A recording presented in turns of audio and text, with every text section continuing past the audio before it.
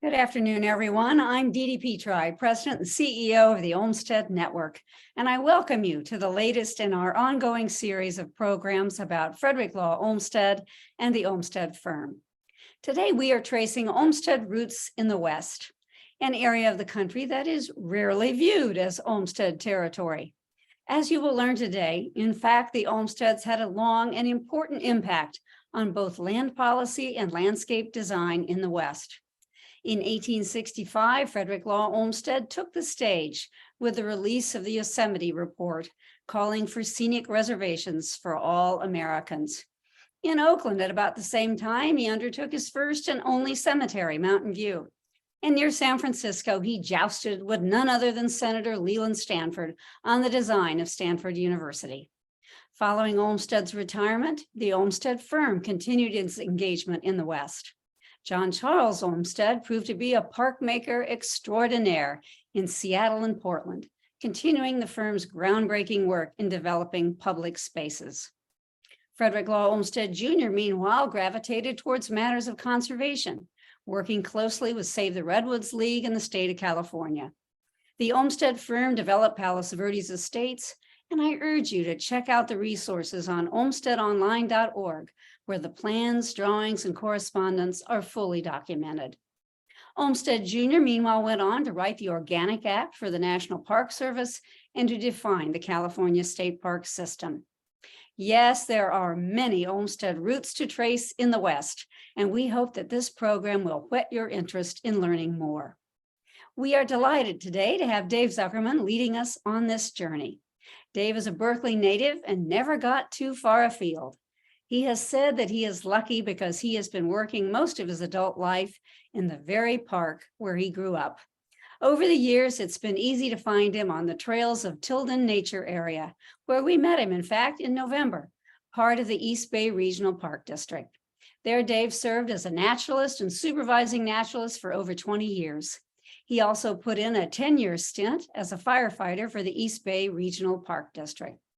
Dave will show us slides for about 45 minutes and then take Q&A. For those of you joining us, please let people know who you are and where you're from in the chat box and place your questions in the Q&A box. We'll aim to conclude promptly at 6 p.m. Dave, welcome and take it away. Thank you so much, Dee Dee, for that great intro. I'm just going to share my screen here and then I'll get started. All right, so it's an honor to be here with the Olmsted Network, and just a couple of words by way of introduction before I get started with my show. So as Dee Dee said, I essentially was a park ranger for a lot of years. I retired recently as a manager, but I spent a lot of years on the trail, and some of my love for California and local history really comes from being immersed in New Deal landscape that was designed by planners that worked for the New Deal and laborers who were funded and employed by the New Deal. And further, as I sort of grew up and cut my teeth on doing cultural history programs for the Park District, I would hear the stories about the Olmsteds, the icons, the folks who sort of helped put the East Bay Regional Parks together. And I became curious about what's true and maybe what wasn't so true. And so some of that is reflected here. So we'll look at Olmsted Jr.'s role, significant role in the creation of the park agency during the Depression, and also kind of my own Dave Z take on exactly what did Olmsted Sr. say about parks in the East Bay Hills. And certainly along the way, we'll look at what he did say and what he did do about parks in the San Francisco Bay Area. And finally, I will say that Dee Dee in her introduction referenced the Yosemite Report, and there's been a lot written about it. I'll probably credit a few sources along the way, but I want to say that some of this is my own personal journey into having read that report and being intrigued with some of the language, and especially as it might relate almost to art. and the artist's eye and the way that Yosemite is described by Frederick Law Olmsted Sr. in 1865. So that's a bit of an intro, and now let's go ahead and jump in. So this won't be a comprehensive overview of every project in the West. In fact, these are some little highlights, some main points that I hope to touch on, kind of give you a roadmap of where I hope to go in the next few minutes. So really, Olmsted spent 2 years in California from 1863 to 1865. Certainly came back later to work on Stanford and other projects, but I'm focusing on these years in the West, and will be suggesting that they in fact helped form the basis for what became a lifetime of work in landscape architecture. And then many have talked about this, but I want to explore this a bit, which is the idea that we know Olmsted as a shaper of landscape, a designer of beautiful landscapes. But really, if you think about it, and the more you know and the more you read, Olmsted his vision was to shape more than landscape. It was really to create civilization, to build up society. And this idea of civilization versus barbarism, I think, really is important when we think about the West. And we'll talk about that more as we go. But the West was the frontier, and he lived in the frontier, and it was barbaric in his eyes. And I think that really informed his writings and the way that he tried to shape landscapes to have a beneficial impact on people and society. And then, as I alluded to, the nature as art, what were his early influences that led him to describe Yosemite in the way that he did? And so we'll take a look at that. And then with Olmsted Jr., I'll mostly be looking more or less at a lens of what was his role in the creation of East Bay Regional Parks. He helped produce a seminal report in 1930 and played an advising role going forward. So with that, let's sort of go along our journey. So for the layperson, I suppose I'm amazed at how many young people don't know who Frederick Law Olmsted is when I talk to my daughter or her friends. But for those who do, Central Park, of course, is primary, and they understand that Olmsted Sr. is considered the father of landscape architecture. So when we think of Central Park in the context of where we're going with this show, he reflects much later, looking back, it is of great importance as the first real park made in this country, and was a democratic development of the highest significance.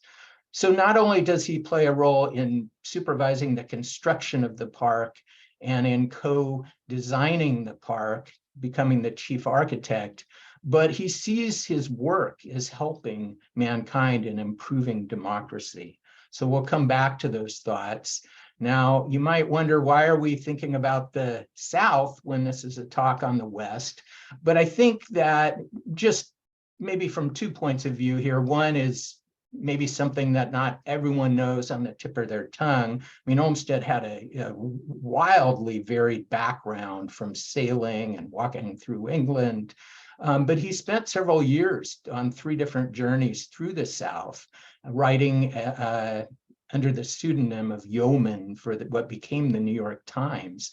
And his observations and letters and dispatches back home were collected in 3 volumes that were eventually put out as 1 volume called The Cotton Kingdom.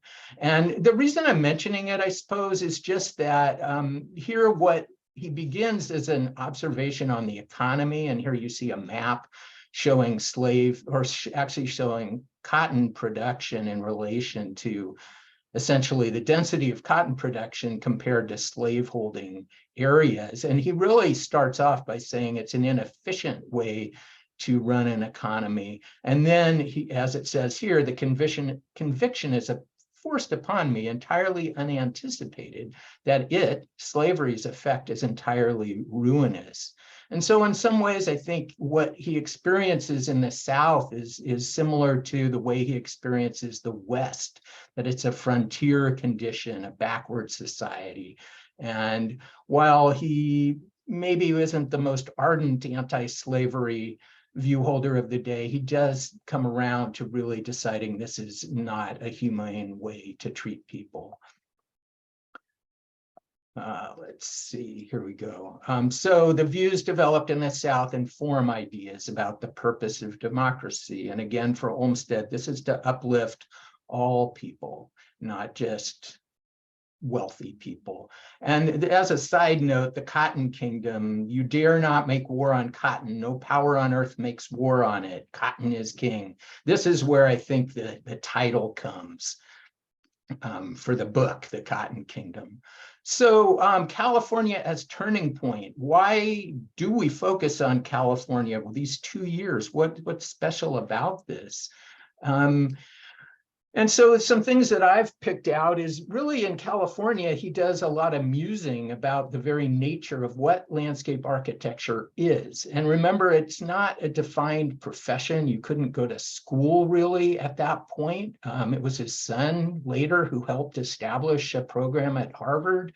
And he Senior did not see himself as a landscape architect. And in fact, having done all these different things and then going to California and having a horrible time essentially running this gold mine, which we'll get to, I think in some ways, if you read his letters, he regards himself in many ways as a failure and having trouble supporting his family, being in debt, and he doesn't quite know what to do. And so here, he says in a letter to his partner, Calvert Vaux, who is his partner in designing Central Park, I am all the time bothered with the miserable nomenclature of landscape architecture. Gardening is worse. The art, that's what's important here, I think, is not gardening, nor is it architecture. What I'm doing here in California especially is neither. It is the sylvan art, fine art. He goes on to talk about nurserymen and other kinds of gardeners. And here, this I think is a clue, and I think it leads me at least to some clues in terms of how he looks at Yosemite. But he talks about designs that the goal of his work is that for his design should be regarded as natural. They must not seem designed. And he said at one point, the art is to conceal art. Some other things that are important about his original visit to California is he starts to understand that the climate is different here. It's drier. There's not nearly as much rainfall. When he arrives, it's dry and bleak and barren. And so the design principles that one might employ in Central Park need necessarily to be different in California. And so, as we know, he becomes a creator of rural, natural type scenes that he believed improved physical and psychological health, moral behavior, and democracy itself. So that's a tall order. And so as I think about California and compare it to the work that he had done before in Central Park, I find myself thinking, is there a connection somehow between, or what might the connection be between Yosemite and Central Park? Because as you know, it looks natural, but it was a built environment. And so the question that I wanted to explore a bit of what are the connections between contrived nature, designed places, and the natural space, of which Yosemite, of course, is one. And the direction that led me to go in were the artistic influences that apparently influenced Olmsted. So on the right are two works that came out in the 18th century by English writers and landscapers, Gilpin and Price. And it's this idea of the pastoral and the picturesque. And this may sound a little obtuse, but I think it's helpful to think about when we think about what some of Olmsted's ideals were, what his vision might be informed by. So There are a lot of definitions of the pastoral style, but one would be that it's characterized by open green swaths, small bodies of water, and trees scattered throughout. Whereas the picturesque style embodies the richness of nature with rugged, rocky terrain, wild ground covers, dense naturalistic plantings. And this came a little later, actually, when Olmsted returned to New York after California. His first commission with Fox was to design Prospect Park. But think about it. This is a designed area. He describes the pastoral style. It consists of combinations of trees standing singly or in groups and casting their shadows over broad stretches of turf, or repeating their beauty by reflection upon the calm surface of pools. So again, this is a constructed environment, and it looks and it feels natural, and that's by design. Another influence was Olmsted's trip to England, where he saw many parks and gardens, and he happened to be just 3 years after the opening of England's first publicly funded park, Birkenhead Park, and he visits there with his brother and I think Charles Loring Brace in 1850, and he's struck by the design and the circulation, the curved paths, and he terms this a people's garden. He's very excited about this. He writes a book when he gets back about his experiences there. And then finally, as we kind of go follow his journey into California, I just find this something interesting to think about, which is Olmsted, both Olmsteds, I think, if you grew up in times of tumultuous change. And as far as senior goes, you're seeing the East transform from what could be said a pastoral landscape to an industrialized nation. And here's an interesting painting, speaking of art, which is just showing a valley really in what you could say is this sort of beautiful, peaceful pastoral style. I don't know if you can see my pointer here, but it's like the shepherd of old, looking at his fields. But what's in the foreground is the Industrial Revolution charging right at us, although it's sort of depicted in this soft style. So I just think when we think about Olmsted's aims of uplifting society, think about the time that he was writing in and what was happening. Cities were growing and conditions were changing, and people's jobs were more stressful, more dehumanizing. Okay, so long story, we'll kind of go over the details, but he works during the Civil War, running the U.S. Sanitary Commission, which was a charitable organization, got burned out on that. In 1863, gets approached to become the superintendent of a gold mine. It was actually the largest gold mine in California, and it had been owned and run by John C. Fremont for a time, but he was pretty much out of it. Olmsted did his due diligence on it. He still had doubts when he left. He was motivated by the money. He wanted to be able to support his family.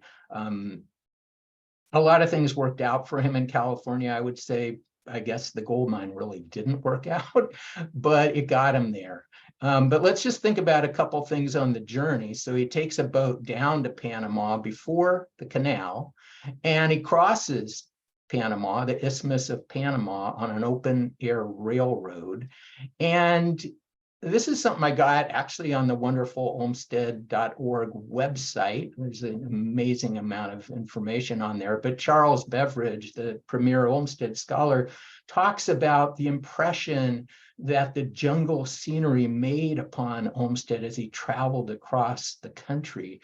He talks about, and he describes this as a good example of Olmsted's vision of the picturesque, the richness and profusion of nature, the rough, rugged shagginess in contrast to the smoothness and flow of the pastoral.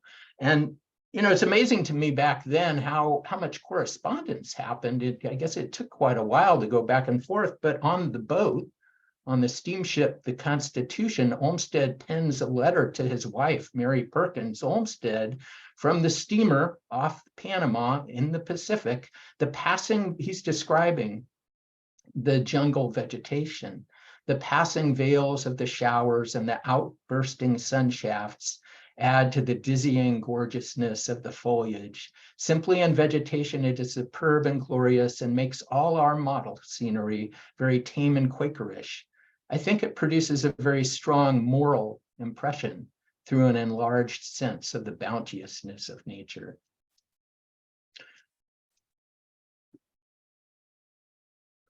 So he arrives in October 1863, in San Francisco, and his immediate impression is the hills of the Golden Gate are perfectly bare of trees or shrubs and almost awfully bleak. And San Francisco at that time is a dust bowl, and apparently the only color was really a lot of houses had flower pots on the front porch. But other than that, it was, as you might know, San Francisco was really developed on sand dunes. And so it's either sand or rock or dust. Here, I think getting at the language a little bit, I'm not an expert, but I think when folks say awfully bleak, it doesn't necessarily mean a value judgment like it's bad, but the awful is sort of the awful, that it's sort of awe-inspiring in a way. But at any rate, this countryside from day one is beginning to make an impression on Frederick Law Olmsted. And after meeting some folks in the city, he makes his way to the Sierra foothills to what becomes his home. And this is the dryness. The nearest big town is Mariposa, but he's in this little place called Bear Valley. It's the headquarters for the Mariposa estate. He ends up staying across the street from this hotel here, the Oso House. And actually about 5 months later, his family comes out. And so he does some writing to Mary, and she comes out with the children. And for those keeping score on the kids, or at least I had to kind of make sure I understood this right, but you might be wondering, well, where's Frederick Jr.? And the answer, if you know your history, is this is 1864, so Frederick Jr. was not born yet. And side note, the Marion is Olmsted's only child. The rest are stepchildren. As you probably know, Mary was originally married to Frederick's brother, who passed early. So a lot to say about it. And actually, one thing I wanted to touch on, which I actually am very excited about, is you might wonder, like these photographs, these aren't just any old photographs. It turns out that the great landscape photographer Carleton Watkins, who is based in San Francisco, he traveled to all these places in the 1860s, all these places that Olmsted ended up going to. And so he goes to this mine in 1861 when Fremont still owned it and extensively photographed it. And you can find all these online. And he also goes several times to Yosemite. So the large black and white photos you see here in this show are almost all Carleton Watkins. And so this gives you an idea of the ruggedness of the country. This is not mining the way we think of the gold miner with the pan and the long tom and the sluice box. This is hard rock mining. This is where they're digging deep in the earth, following veins of quartz, extracting it, taking it to a mill where they're crushing it. There's stamp mills crushing the rock, and then using a really noxious chemical they're using mercury to amalgamate or separate the gold out. And well, we'll more on that a little bit later. But going back to the idea of the frontier and the barbarism, Olmsted is a keen observer of society. He misses culture and books and fine dining, and but he's also observing the different cultures there. And you know, at that time of hard rock mining, groups like the Chinese that are depicted here are really relegated to the almost literal tailings, if you will. So they're excluded. Maybe some of them work in the mines, but they're left to the already worked areas doing the placer mining, which is the looking for the loose gold in the alluvial deposits. But Olmsted's making these observations in a letter before Mary comes. He says, the natural death of the country is cold lead in the brain. My daughter was looking at this show with me the other day, and she was like, what is that? Is that a disease? And it's a bullet to the head. So there was drunkenness, there was conflict, there were arguments, and there were a lot of shootings. And I think it's fair to say he was rather appalled by it.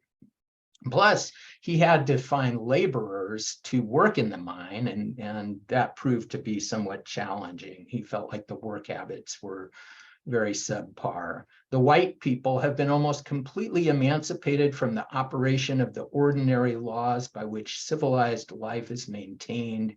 If the Chinese have ever learned anything of white men except new forms of vice and wickedness, I can't think by what means it has been. It's a picture of, a little hard to see. This is a stereograph. So most of what we see with Watkins are taken from 18 by 22 inch glass negatives, where he's just exposing a huge glass negative. But this is a smaller stereo, sort of a stereograph, which is meant to be viewed by a stereoscope, kind of like the old kid's viewfinder. But this shows Mariposa Creek, and you know, it's a dry country. And so again, he's saying it's a dead, flat, dead brown prairie. But after a while, his view changes a little. There's a ruggedness and a picturesqueness in some hills, a bold simplicity in others. And the gradations of the valleys are very agreeable. But the dry creek here makes me think about it's a search for water. He has plans for this estate, great plans, but they all depend on water, and they depend on funding from the owners, who are a group in New York who prove to be disappointing to him and don't support his endeavors. And in fact, the mine is slowly going under financially and probably being played out in terms of the ore or the gold that was really there. I think most of it was really gone, and no one really realized that. He says, I am germinating great plans of washing all the gold out of the surface of the valley. And this entailed building a canal from the Merced River many miles away. He never did this because the owners wouldn't fund it. But I think it's interesting. In 1865, he's thinking about this. Hydraulic mining really became common and widespread and destructive later, 5, 10, 15 years later. I mean, half the Sierra almost is at the bottom of San Francisco Bay, you could say, because of that. Not half, but a lot. But it shows how far-sighted I think he was, that this wasn't widespread at the time. He was very hands-on. There's another look at one of the mills. This is just a drawing in a letter to Mary before she came out. I went yesterday to the bottom of a mine, and there knocked out pieces of quartz in which with a candle I could see the particles of gold. And so he's drawing this seam, even the angle that the strata is tilted at, and showing the little supports, the wooden supports. But he's very hands-on. But it's that search for water in 1863 where he's exploring the country, where he has the first chance to go into part of what became Yosemite, and that is the sequoia grove of big trees. And this is where Galen Clark, on the lower right, you can see him there at the base of the grizzly giant. Galen Clark was the so-called guardian of Yosemite. He meets Clark and he sees these giant trees, and they make a huge impression upon him.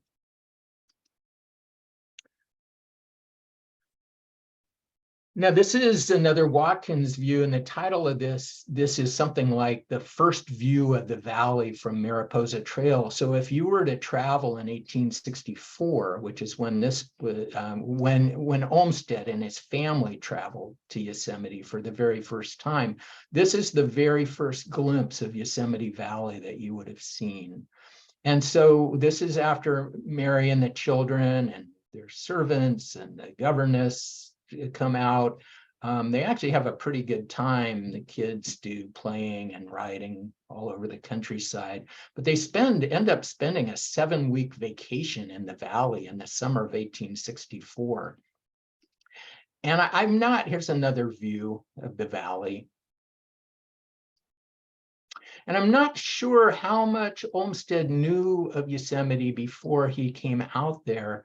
But Yosemite had been publicized by Hutchings, who put out this California magazine, and by the Hudson River Valley School of Painters, or some of the offshoots from that school. The painting on the lower left is from Alfred Bierstadt, and it popularized this amazing scenery that was part of America.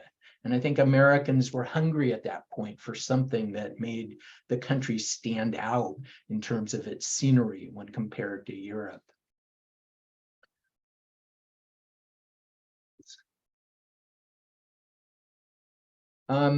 This is sort of jumping out of order slightly because this is taken from the Yosemite Report, but it's an understatement to say that the place made a huge impression upon Frederick Law Olmsted Sr.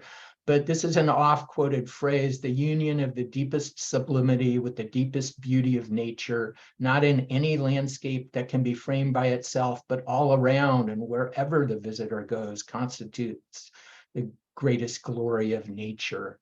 And, in the report, he talks about, it's kind of a funny comparison, but he talks about a face and how you can't really give an impression of someone's face by describing the individual features.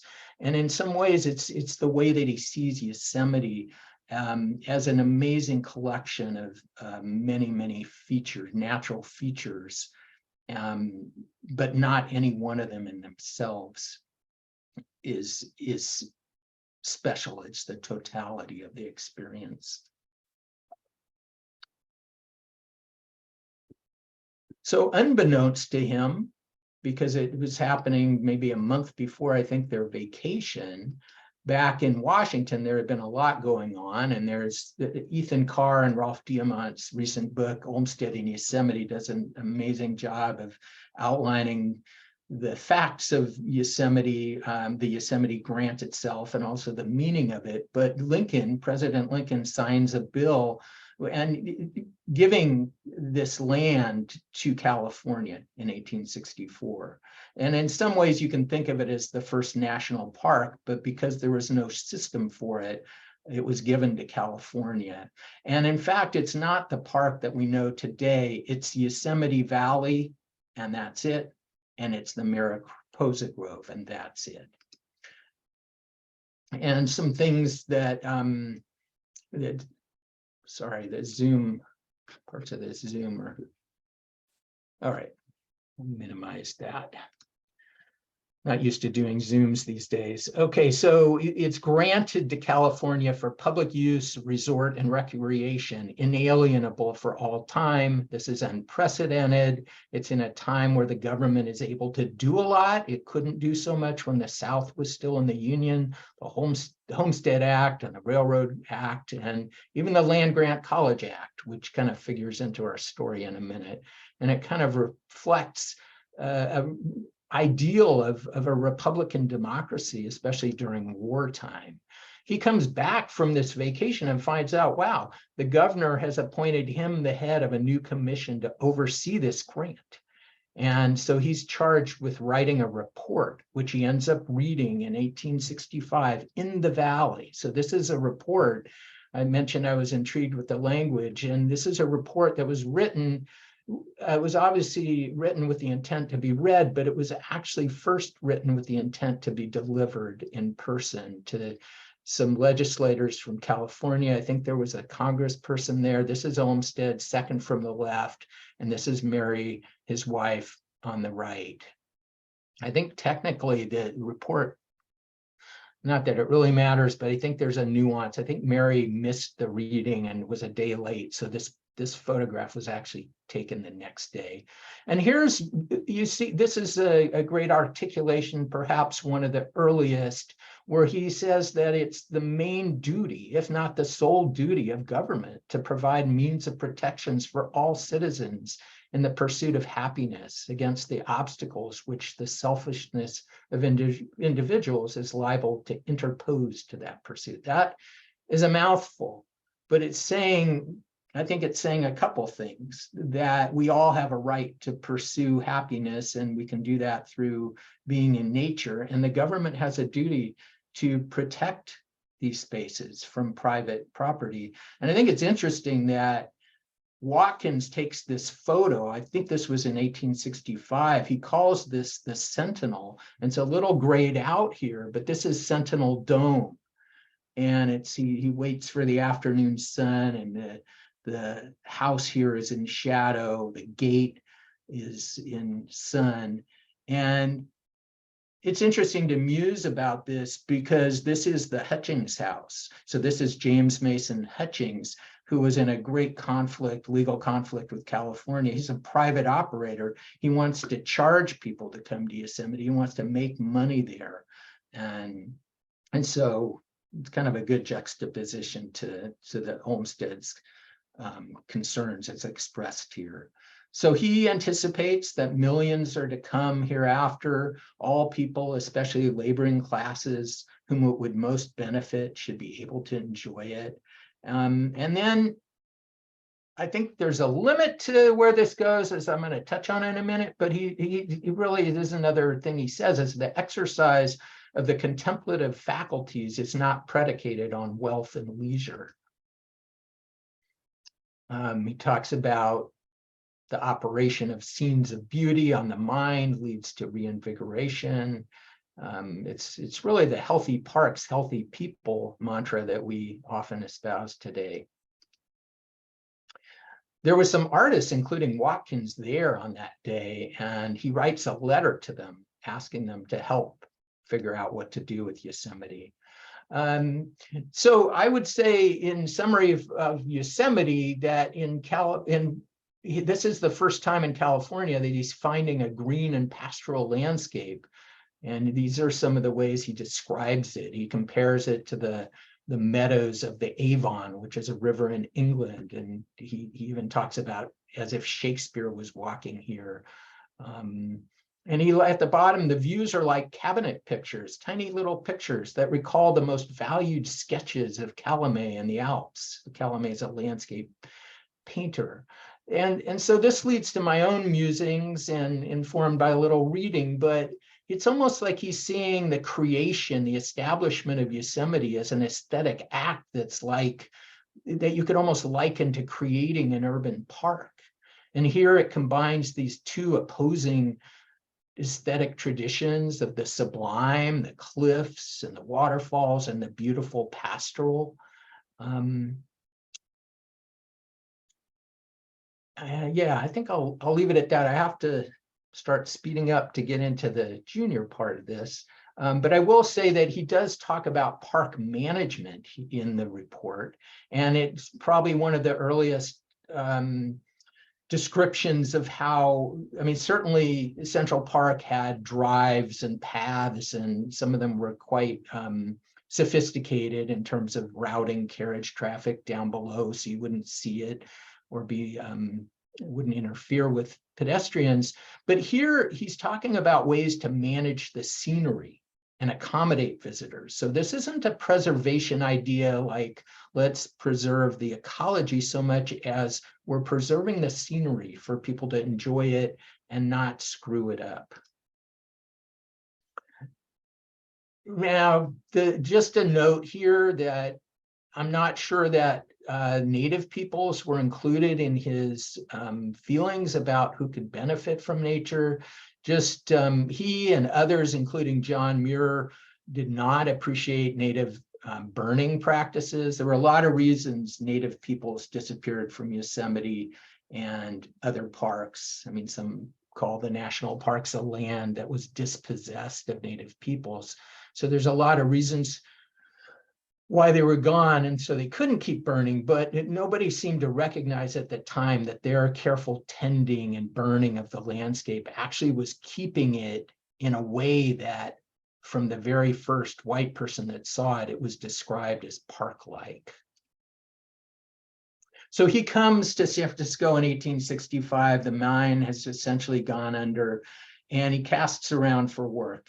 He designs Mountain View Cemetery. It's his earliest design for a semi-arid site, certainly his first cemetery project. He wasn't that wild about cemetery projects, I think. It was hard to achieve a pastoral ideal with all the gravestones. He designs a park and writes a report for San Francisco, although it is not used. And he begins work. He accepts a commission from the College of California. A lot of people say he designed the campus for UC Berkeley, but it actually wasn't UC Berkeley. It was the College of California in Oakland that was looking to expand, had bought some land. This is on the left is what is today Hearst Avenue, just north of campus. And he's working with his engineer, Miller, at a hard day's work, riding over the hills, rain and snow, March 1865. Hard to believe that it was snowing, but it does snow in Berkeley every once in a while. It's an accursed country, he writes to Vox, with no trees and no turf. It's a hard job to make sure of any beauty. So here he's wrestling with a different kind of landscape. And what do you do? And so he is designing not just a campus, but a neighborhood around the campus. And the idea is to create a domestic neighborhood that will be conducive for students to learn. And so this is his plan. If you could, so this is his plan. He's sort of cradling the campus in between the arms of the branches of Strawberry Creek. And then on the right going east is the beginning, it's today's Piedmont Avenue, but it's the pleasure drive, one of his first pleasure carriage drives that's going all the way along the base of the Oakland Hills, probably towards Mountain View Cemetery. So it's an interesting plan, and I think it can be seen in the context of sort of perhaps you've got this sort of frontier pioneer condition, barbaric conditions up in the mountains, and he's down here and he really goes whole hog on, like, we have to have domestic, positive, family-like influences on people to achieve their best selves. And so dormitories are not like barracks, they should be like large domestic houses. So some of these things, it's just some of the first times that he's designing these things, even though this doesn't really come to pass either, the way he designs it. He talks about screening. This is in the neighborhood, screening the coarse, rude, raw landscape with trees and shrubs, minimal turf. He talks a lot about the foreground, the midground, and the distance, and he wants to hide the harshness. And the pleasure drives. Now, I've got this little arrow here in the upper right. I'm intrigued with what he might have said and meant about Strawberry Canyon. And where I come from, it's been customary to say that Frederick Law Olmsted was sort of the father of the regional parks, or at least had the vision for it. Many books talk about how the hills captured his imagination, and he called for construction of scenic lanes over the hills. And this isn't to minimize what he did do, because it's pretty cool what he advocated for Strawberry Canyon, but I don't think you can say that he envisioned lanes in the hills. So I took it upon myself to read this thing like crazy. And this is what he says. And just a note, these pictures on the right are to give you an idea of the landscape, but these are from the 1880s. So this is 15 years later. He talks about there should be convenient stopping places for carriages on the tableland. And he says one of the neighborhood lanes extends eastward to the mouth of the gorge in the mountains, to the point where the branch, the branch of Strawberry Creek, enters from the left to reach the tableland at present occupied by a grazer's house. At that point, there's an interesting view. So here's a later 1930-ish picture of the CCC camp in Strawberry Canyon looking out. Perhaps that's the view. We'll make this a little bit bigger. And now we see Strawberry Creek on the lower left. We see the campus. We see the creek go up. We see the left branch. And right in between there, if we make it a little bigger, here, in fact, this little teardrop, I think, might be Olmsted's tableland. And here's the grazer's house. It says Such's Ranch. And with the help of my brother, we did this just for fun. After walking the land a little bit, we took he took Google Maps, and then I superimposed I forget, this was like a 1902 map, topo map. And right here, right inside the UC Botanic Garden is where Such's Ranch was. So what does that tell us? I just think it says that he talked about scenic lanes and pleasure drives in the Strawberry Canyon, but it wasn't in the Contra Costa Hills, which were on the other side. He really didn't have a reason to go up there. I'm gonna go through the second part of this very quickly because I see I'm getting close to time. I'll probably take about 5 or 6 more minutes. But in the fall, last fall, we did an Olmsted 200 event at the Nature Center at Tilden Park, and it was quite amazing. I gave a talk there, and to look out we did this outside, but to look out in the audience and see 3 of the 4 grandchildren of Olmsted Jr. in the audience, the great-great-grandchildren, or the great-grandchildren of Frederick Law Olmsted Sr. is pretty amazing. So they attended, and they gave us these photos and said it was okay to use them. So talking about Olmsted Jr. a little bit, this has been said before, so I'm not sure I need to spend a whole lot of time on it, but there's definitely, he absorbed the teachings of his father. One thing I learned from Elizabeth Hope Cushing's new book, the biography on Junior, is that he was actually named for his mother's father, Henry Perkins. And it was only until I think he was like 3 or 4 that his name was changed to Frederick Law Olmsted Jr., which kind of tells you the vision and the plans that his father had for him. But nonetheless, he uses the long forgotten Olmsted Report of 65, but dusts it off and uses it when he pens an article in support of not damming Hetch Hetchy, which of course did happen. He also, you can kind of read the language of the Organic Act. Dee Dee mentioned in the intro about how he was involved in the Organic Act, which created the national and kind of guided stated the role, if you will, I guess, of the National Park Service. And the language here, to conserve the scenery and leave it unimpaired for future generations. It really echoes his father. So a lot of time in California, just like Olmsted, just like his father was living during time of modernization, so too was Junior. It was a time of the automobile, and his plans for the East Bay parks took that into account. And so a couple of things that he did, he was active in the Save the Redwood League from the beginning. The California State Park movement grew out of the Redwoods League. And in fact, Olmsted in 1928 produces this survey. He does a survey and plan, of the whole state, and figuring out where to have parks. And one thing that one of the granddaughters told me, or I think she announced it during the talk, was that her mother, Charlotte, which was Junior's only child, Charlotte Olmsted Kirsch, I think she was like 14, and she had just gotten her license. I guess her mom didn't drive. She's the one who drove Junior all around California on curvy roads. Okay, I'm going to flip over to what he did for the Park District. If you look at this map while I'm talking, you'll see the beginnings of the park district. So East Bay Regional Parks is 73 parks over 125,000 acres. And it really all began with the lands in the East Bay Hills, which were previous or prior watershed lands, which is why they were preserved in the first place. This is what the Wildcat Canyon looked like. This is the little farm and nature area right here. These are all eucalyptus planted in the teens.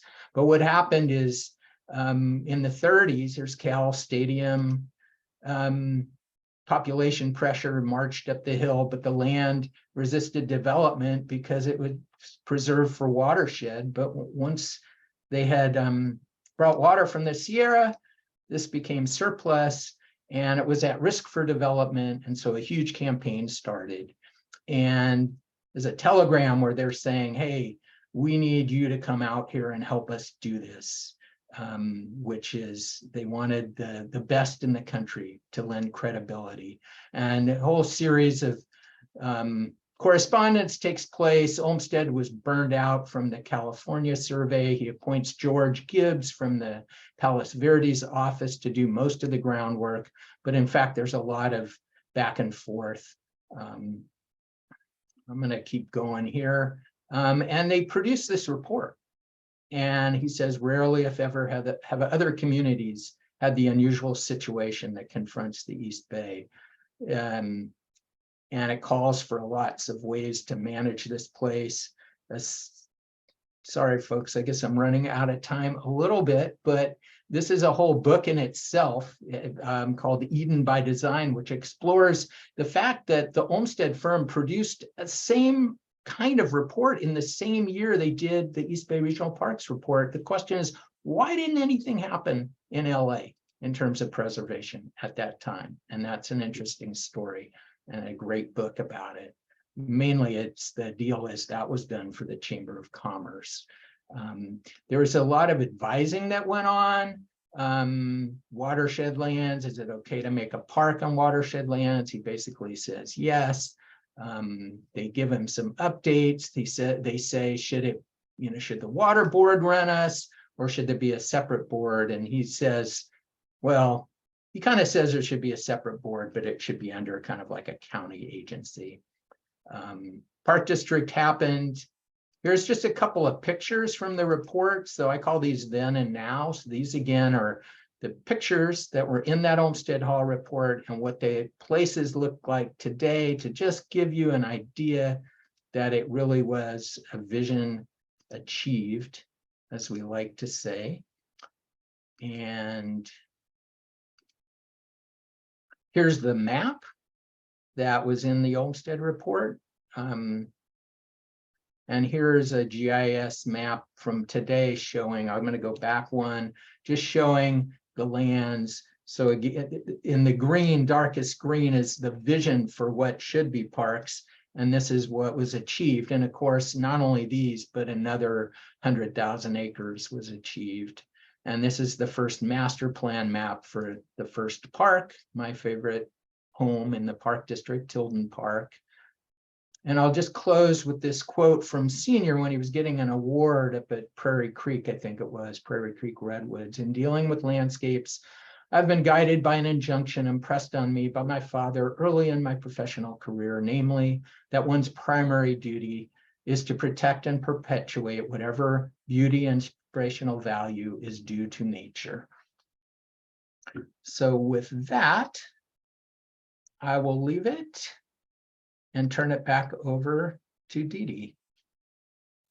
Well, first, let me say, Dave, fantastic. You have given us much food for thought, and I dare say we could go on for 2 or 3 more days and more programs, just beginning to penetrate some of the wonderful ideas and thoughts you've presented this evening. Because we are nearing our time, we do have just a few minutes for a few questions. So let's start with one. Have the recent climate-related extreme weather events, drought, fires, river rains, and snows, done much damage to the East Bay parks? I would say yes. I would also say I retired about 2.5 years ago, so I'm not quite as up on it. But yeah, I mean, like a lot of places, the park system is wrestling with the impact of climate change. There's massive tree dieback. One of the ironies of East Bay Regional Parks is the folks who developed it. I wouldn't say Olmsted Jr. was part of this, but they felt like they needed to pretty up the landscape, and they planted lots and lots of exotic trees, mostly Monterey pines and eucalyptus. The pines are nearing the end of their lifespan. There's beetles, they're drought impacted, so they're dying, they're a fire danger. Yes, the massive storms, there's road closures, tree fall. Yeah, there's some places that are still closed. Yeah, we're finding that Olmsted parks are really on the front lines of some of these climate change issues, pro and con. Well, let me ask another question from Peter. What was the proposed site of the pleasure park that he designed for San Francisco? I'm not as familiar with it, but my understanding of the San Francisco plan was, I think what was novel about it is it wasn't one particular site like Central Park. I think the whole thing that was special, it was a series of connected places and spaces. So, you know, that I'm not sure what's online, but there's this wonderful, you know, part of the Olmsted Papers collection, the volume 5. For those who are really interested in it, you know, they reproduced the whole report and they have some diagrams. So you can see his map, but if you look at the map, it includes most of San Francisco. So he's looking at it comprehensively.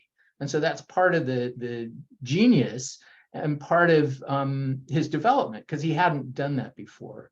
And, you know, he had left before he finished that report. And by the time he sent it back, they had moved on in San Francisco. And, you know, I didn't say with Berkeley, the reason his plan didn't happen is the College of California didn't have the wherewithal to move and raise funds, but they ended up merging with the new land grant college that was created right around that time. And they essentially merged and gave them the land. And then you might know the name of that college was the University of California. So, and at that point, they just went in a different direction. So they didn't use his plan. And he had this wonderful 6 by 9 foot map, they say, of the neighborhood, but that was lost. So that's a shame. Well, and we've got one more question I will ask you, and this one is more philosophical in terms of whether or not a landscape architect can develop something that would be considered wild or sublime. Are there contemporary parks that are truly wild? I suppose that question means, are there contemporary designed parks that are truly wild? You know, I'm not sure, Didi, that, you know, I know that there are many landscape architects and scholars and academics who teach landscape architecture in your organization. I don't know that I'm qualified to answer that, but I mean, I think so many design parks feel wild. Tilden Park, it feels wild. But I would just submit sort of an equally philosophical answer, which is that, you know, there's no such thing really, I think, as pure nature. Nature evolved with people. And so, you know, to conceive of it that way as either artificial or natural, I think is a bit of a misnomer. So I think I'll leave it at that. Well, I think that is a wonderful way to conclude our evening. I want to say thank you again for an absolutely fantastic presentation. And I want to say thank you to all of you who have attended this evening. As you know, we have recorded it. So if you would like to go back and listen and watch again, you have that opportunity. This is just one of many exciting activities currently underway at the Olmsted Network. We will soon be debuting a brand new website with vast amounts of content waiting for your consumption. And until then, I urge you to visit the Olmsted 200 website and continue to check our ever-changing calendar and blog. Registration will open soon on Conversations with Olmsted, the Challenges of Stewardship on July 25. And for any of you who are in the Washington, D.C. area, we invite you to join us on June 22nd at 8 a.m. to dedicate a tree in Olmsted's honor on the U.S. Capitol grounds. Please email us if you would like to attend at info@olmsted.org. Finally, save the dates now for our annual conference, Olmsted in Wisconsin, September 20 through 22nd in Milwaukee. We will open registration soon. Again, I want to say thank you for coming, with special thanks to our speaker, and have a great evening. Good night, everybody.